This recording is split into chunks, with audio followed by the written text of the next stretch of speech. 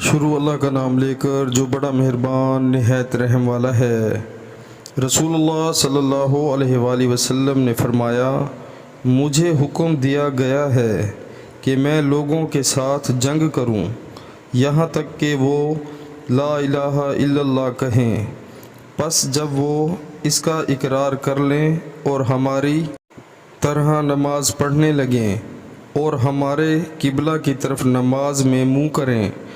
اور ہمارے ذبیحہ کو کھانے لگیں تو ان کا خون اور ان کے اموال ہم پر حرام ہو گئے،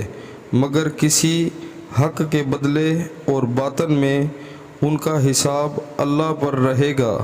صحیح البخاری کتاب نماز کا بیان، قبلہ کی طرف منہ کرنے کی فضیلت، حدیث نمبر 392۔ پیارے مسلمانوں، اللہ تعالی ہمیں حدیث پاک سن کر اس پر عمل کرنے کی توفیق عطا فرمائے، آمین۔